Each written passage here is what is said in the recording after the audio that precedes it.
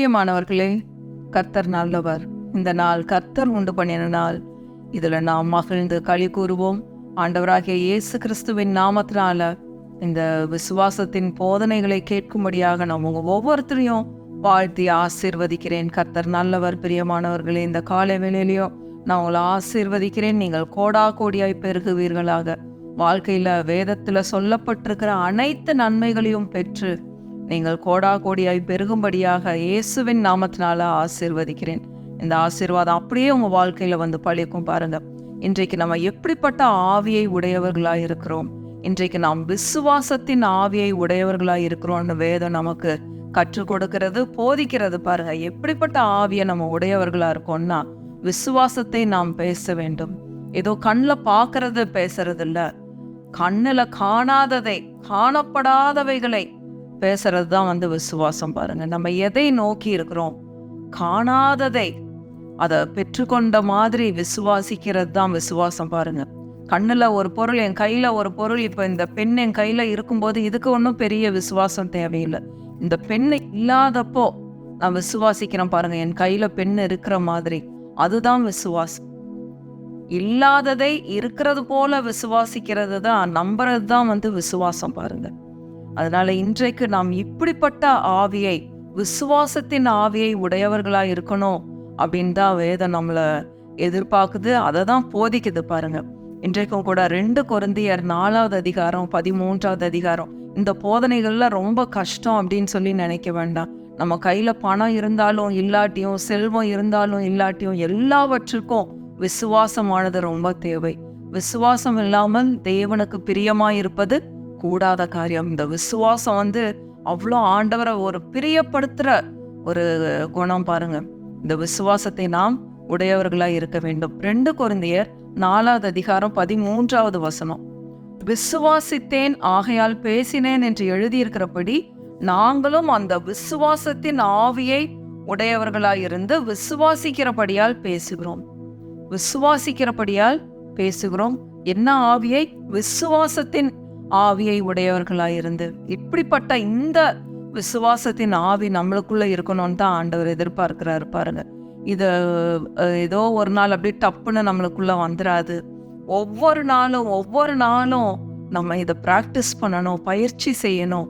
அப்பொழுதுதான் இந்த விசுவாசம் வரும். பாருங்க, பண போராட்டத்துல, வீட்டின் கஷ்டங்கள்ல, இன்னும் எந்தெந்த விதத்துல போராட்டங்கள் உங்க வீடுகளுக்குள்ள இருக்கோ, அந்த ஒவ்வொரு போராட்டத்திற்கும் இந்த விசுவாசத்தின் ஆவி ரொம்ப முக்கியம். இந்த விசுவாசத்தை நாம் உடையவர்களாய் இருந்து, இந்த விசுவாசத்துல காணாத ஒரு சமாதானத்தை, காணாத ஒரு சுகத்தை, நம்ம இப்ப அனுபவிக்காத சுகத்தை, இப்ப அனுபவிக்காத ஒரு பொருளாதார செழிப்பை விசுவாசிக்கிறோம். பாருங்க, அது கண்டிப்பா எனக்கு உண்டாயிருக்கும். எனக்கு கண்டிப்பா இப்படிப்பட்ட தேவைகள் சந்திக்கப்படும். நான் இப்படி சுகமாவேன், இயேசுவின் நாமத்தினால நான் ஏற்கனவே சுகமா இருக்கிறேன் அப்படின்னு சொல்லி விசுவாசிக்கிறோம். பாருங்க, உள்ளத்துக்குள்ள, அதுதான் விசுவாசம். பாருங்க, அடுத்தது பாருங்க, 2 கொரிந்தியர் 4வது அதிகாரம் 17-18 வாசிக்கிறேன்.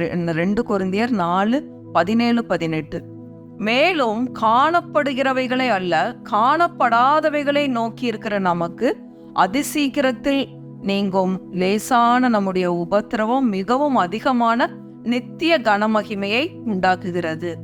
காணப்படுகிறவைகளை அல்ல, பார்க்கறதை இல்லை, காணப்படாதவைகளை நோக்கி இருக்கிற நமக்கு. 18வது வசனம், ஏனெனில் காணப்படுகிறவைகள் அநித்தியமானவைகள், காணப்படாதவைகளோ நித்தியமானவைகள். இப்ப நம்ம கண்ணுல பார்க்கறதெல்லாம் வந்து டெம்பரவரி, அநித்தியமானவைகள்னா அதெல்லாம் டெம்பரவரி. ஆனா காணப்படாதவைகளோ, பார்க்காதது, இப்ப நீங்க பார்க்குற உங்க சரீர பலவீனம் வந்து அது நித்தியமானது கிடையாது. அது எப்ப வேணா உங்களை விட்டு போயிடும். அது அநித்தியமானது, டெம்பரவரியா இருக்கிறது. பலவீனம், பண கஷ்டம், இது டெம்பரவரியா இருக்கிறது.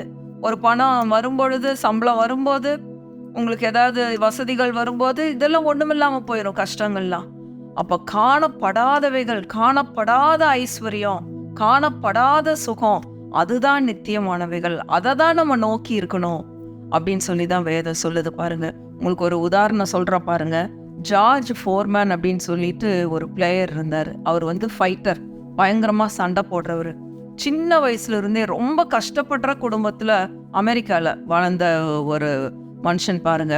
இவங்க வீட்டில் எப்பொழுதும் அவங்க அம்மா அப்பா அடிதடி தானா. அவங்க அப்பா பயங்கரமா இந்த அம்மாவை போட்டு அடின்னு அடிச்சு குடி அவ்வளோ கஷ்டப்பட்டு இந்த அம்மா எப்பொழுதும் கண்ணீர்ல தான் இருப்பாங்களாம். அப்பமே இந்த சிறு வயதுல இருந்த இந்த ஜார்ஜ் ஃபோர்மன் அவங்க அம்மாவை பார்த்து சொல்லுவாங்களாம், இவங்க வறுமைனா வறுமை, வீட்டுக்குள்ள அவ்வளவு ஒரு வறுமை, பணமே இருக்காது, சாப்பாட்டுக்கு ஒரு வழி இருக்காது, அவ்வளவு ஒரு கஷ்டப்படுற குடும்பம் பாருங்க. அப்போ இவங்க வீட்டுக்கு எதிர்க்க ஒரு மலை இருக்குமா, அந்த மலையில ஒரு பெரிய வீடு, ஒரு பெரிய செல்வந்தனுடைய வீடு அந்த மலை மேல இருக்குமா. இந்த ஜார்ஜ் ஃபோர்மன் இவங்க அம்மா அழுதுட்டு இருக்கும்போது வந்து சொல்லுவாங்களாம், பாருங்கம்மா அந்த வீட்டை பாருங்க, அதே மாதிரி வீட்டை நான் உங்களுக்கு வந்து கட்டி தருவேன், நான் ஒரு நாள் உங்களுக்கு அதே மாதிரி வீட்டை கட்டி தருவேன்னு சொல்லி தினமும் வந்து இவங்க அம்மாட்ட சொல்லிக்கிட்டே இருப்பாங்களாம். சொல்லிக்கிட்டே இருந்த பின் நாட்கள்ல இவர் எல்லாவற்றையும் விட்டுட்டு ஊழியத்துக்கு வந்துட்டாரு.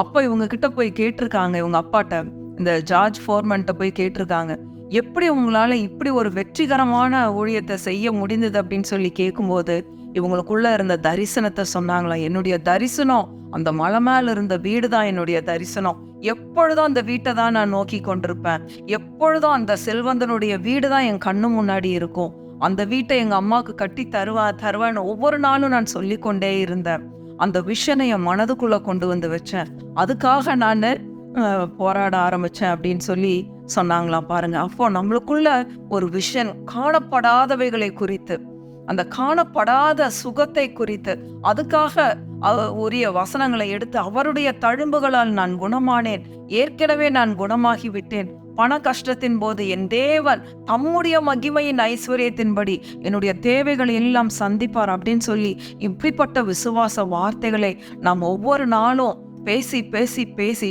விசுவாசிக்கிறவர்களால தான் மட்டும்தான் பேச முடியும் பாருங்க.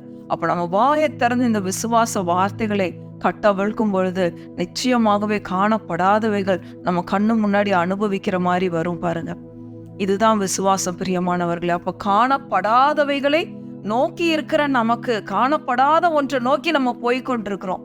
விசுவாசித்து இதை எப்படியாவது நாங்க பெற்றுக்கொள்ளுவோம் அப்படிங்கிற அந்த நம்பிக்கையில போயிட்டு இருக்கிறோம். அப்ப காணப்படாதவைகளை நோக்கி இருக்கிற நமக்கு அதிசீக்கிரத்தில் நீங்கும் இந்த லேசான உபத்திரவம், நீங்க பட்டு கொண்டிருக்கிற வேதனைகள்லாம் ஒரு நாளைக்கு ஒன்றுமில்லாமல் போகும். காணப்படுகிறவைகள் அது அனித்தியமானவைகள், நீங்க அனுபவித்து கொண்டிருக்கிற பண கஷ்டங்கள்ல அது அனித்தியமானவைகள். அதை நினைச்சு கவலைப்படாதீங்க, அதை நினைச்சு கண்ணீர் வடிச்சிட்டு இருக்காதீங்க. காணப்படாத ஐஸ்வர்யத்தை அதை நோக்கி பாருங்க. நீங்க ஐஸ்வர்யமா இருக்கணும் அப்படிங்கிறதுக்காக ஆண்டவராகிய இயேசு கிறிஸ்து கல்வாரி சிலுவையில் அவர் தரித்திரரானார். அதுதான் நித்தியம் பாருங்க. அப்ப காணப்படாத அந்த ஐஸ்வர்யத்தை இன்றைக்கு நாம் நம்பி இருதயத்துல ஏற்றுக்கொள்றோம் பாருங்க, அதுதான் விசுவாசம். அப்போ உங்களுக்குன்னு என்ன விஷனை வச்சிருக்கிறீங்க அதையே நோக்கி பாருங்க. அந்த மலை மேல உள்ள வீட்டை எப்படி ஜார்ஜ் ஃபோர்மன் பார்த்துக்கிட்டே இருந்தாரோ அந்த மாதிரி உங்களுக்குள்ள இருக்கிற விஷனை அதையே நீங்க நோக்கி கொண்டிருங்க. அது வர்றதுக்காக ஸ்தோத்திரம் ஆண்டவரேன்னு ஒவ்வொரு நாளும் அதை குறித்தே பேசி அதை குறித்தே சிந்தித்து கொண்டு அதற்கான வசனங்களை எடுத்து இரவும் பகலும் நீங்க அதை தியானம் பண்ணுங்க. வெகு சீக்கிரத்துல நீங்க எதிர்நோக்கி இருக்கிற அந்த ஆசீர்வாதத்தை பெற்றுக்கொள்வீர்கள் பிரியமானவர்களே. இதுதான் விசுவாசம் பாருங்க. கர்த்தர் எவ்வளவு நல்லவன் பாருங்க. செய்ய முடியாததை நம்ம செய்யணும். எது கடினம்னு நினைக்கிறீங்களோ அதை செய்யணும் பாருங்க. சுகத்துக்கும் அதே மாதிரிதான், எதை செய்ய முடியாம இருக்குதோ அதை நம்ம செய்யணும். அப்போதான் அந்த விசுவாசம் அந்த இடத்துல ஆக்டிவேட் ஆகும் பாருங்க. யோவான் 20வது அதிகாரம் இன்னொரு உதாரணம் சொல்ற பாருங்க.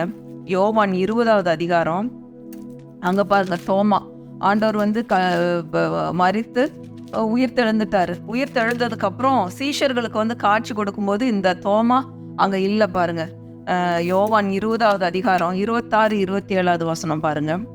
மறுபடியும் 8 நாளைக்கு பின்பு அவருடைய சீஷர்கள் வீட்டுக்குள்ளே இருந்தார்கள். தோமாவும் அவர்களுடனே இருந்தான். கதவுகள் பூட்டப்பட்டிருந்தது. அப்பொழுது இயேசு வந்து நடுவே நின்று உங்களுக்கு சமாதானம் என்றார். ஃபர்ஸ்ட் இந்த தோமா சொல்லிக்கிட்டே இருக்கான், நான் வந்து அதை நம்ப மாட்டேன், அவரை பார்த்து அவருடைய விழாவில் என் விரலை போட்டால் ஒழிய நான் நம்ப மாட்டேன் அப்படின்னு சொல்லிக்கிட்டே இருக்கான். அதனால ஆண்டவர் திரும்பவுமா தோமா இருக்கும்போது வர்றாரு பாருங்க. இது உயிர்த்தெழுதலுக்கு அப்புறம் நடந்தது. அப்போ தோமாவும் அவர்களுடனே இருந்தான். 26வது வசனம். கதவுகள் பூட்டப்பட்டிருந்தது. அப்பொழுது இயேசு வந்து நடுவே நின்று உங்களுக்கு சமாதானம் என்றார். பின்பு அவர் தோமாவை நோக்கி, நீ உன் விரலை இங்கே நீட்டி என் கைகளை பார், உன் கையை நீட்டி என் விழாவிலே போடு, அவ்விசுவாசியாயிராமல் விசுவாசியாயிரு என்றார். இவன் சொல்றான், நான் அவரோட கைகள்ல இருக்கிற ஆணிகளை பார்க்கணும், விழாவில் நான் விரலை போடணும், அப்பதான் நான் நம்புவேன் அப்படின்னு சொல்லிட்டு இருக்கான். சீஷர்கள் எவ்வளோ சொல்லி இந்த தோமா நம்பலை. அப்போ ஆண்டவர் வந்து அவனுக்கு காட்டுறாரு, இங்கே வா, என் கைகளை பாரு, என்னுடைய விழாவில் உன் விரலை போடு, அவ்விசுவாசியாயிராமல் விசுவாசியாயிருன்னு சொல்லி இந்த தோமாக்கு விசுவாசத்தை கற்றுக் கொடுக்குறாரு. பாருங்க பிரியமானவர்களே, அது இன்றைக்கு நாம் எப்படிப்பட்ட ஆவியை உடையவர்களாக இருக்கிறோம். ஒன்னொன்னையும் பார்த்ததுக்கு அப்புறம் நம்புறது வந்து அது விசுவாசம் கிடையாது. ஒன்று வந்ததுக்கு அப்புறம் ரொம்ப சந்தோஷமா, நான் இந்த புடவைக்காக கேட்டுட்டு இருந்தேன், இந்த நகைக்காக ஜெபம் பண்ணிட்டு இருந்தேன், ஆண்டவர் எனக்கு கொடுத்துட்டாரு அப்படின்னு சொல்லி கையில பார்த்து கண்ணுல பார்த்ததுக்கு அப்புறம் நம்ம துதிக்கிறது இல்லை. அது வர்றதுக்கு முன்னாடியே அது ஒரு விஷன் அளவுல இருக்கும் போதே, தரிசனமா இருக்கும் போதே அதை நம்ம விசுவாசித்து அதற்காக நன்றி சொல்லி சந்தோஷத்தோடையும் சமாதானத்தோடையும் அது வர்றதுக்காக காத்திருக்கிறோம் பாருங்க. அதுதான் விசுவாசம். பிரியமானவர்களே, நன்றா விளங்கி இருப்பீங்கன்னு நான் நம்புறேன். நம்ம அவ்விசுவாசியா இராமல் விசுவாசியா இருக்க வேண்டும். வாழ்க்கையிலுடைய ஒவ்வொரு ஆசீர்வாதங்களையும் நாம் அனுபவிப்பதற்கு இந்த விசுவாசம் ரொம்ப தேவை பாருங்க. அதற்கு நம்மளுடைய நாவு ரொம்ப ரொம்ப முக்கியம். நாம் எதை விசுவாசிக்கிறோமோ அதை பேசிக்கொண்டே இருக்கணும். விசுவாச வார்த்தைகளை நாம் ஒவ்வொரு நாளும் பேசிக்கொண்டே இருக்கணும். விசுவாசத்தின் ஆவியை நாம் உடையவர்களாய் இருக்கும்போது மாத்திரம்தான் இப்படிப்பட்ட விசுவாச வார்த்தைகள் நம்ம வாயிலிருந்து வரும் பாருங்க. இந்த நாள்லயும் இந்த விசுவாசத்தை நாம் கற்றுக்கொள்வோம். பார்த்ததுக்கு அப்புறம் நம்ம நம்பி சந்தோஷமா இருக்கிறது இல்லை, அதை பார்க்கறதுக்கு முன்னாடியே நம்புறது. ஆபிரகாம் அதை தான் செய்தாரு பாருங்க. 100 வயதுல எப்படி அவருக்கு பிள்ளை பிறந்தது, நம்புவதற்கு எந்த ஏதுவும் இல்லாம இருந்தோம். ஆபிரகாம் நம்பிக்கையோட அதை கண்டிப்பா வரும்னு சொல்லி விசுவாசித்திருந்தா. எல்லாருக்கும் போய் ஜெபம் பண்ண அபிமெலேக்கு, இவங்களுக்கு எல்லாத்துக்கும் மலடிகளா இருந்தவங்க எல்லாம் அரண்மனையில கர்ப்பவதி ஆனாங்க. ஆனா தன்னுடைய சூழ்நிலை எப்படி இருக்குன்றத பத்தி ஆபிரகாம் கவலைப்படவே இல்லை. அவர்களுக்காக போய் வேண்டுதல் செய்யும் பொழுது அவர்கள் எல்லாரும் கர்ப்பம் தரித்தார்கள். கடைசியில 100 வயதுல ஆபிரகாமும் பிள்ளை பெற்றுக்கொள்ளும்படியான ஒரு கிருபை கிடைச்சது பாருங்க. இப்படிப்பட்ட விசுவாசத்தை நாம் உடையவர்களாய் இருந்து இப்படிப்பட்ட விசுவாச வார்த்தைகளை பேசி விசுவாசத்தின் மூலமாக அவரை மகிமைப்படுத்துவோம். பிரியமானவர்களே, கர்த்தர் நல்லவர், அவரை துதியுங்கள், அவர் கிருபை என்றும் உள்ளது. ஆமென், ஆமென், ஆமென்.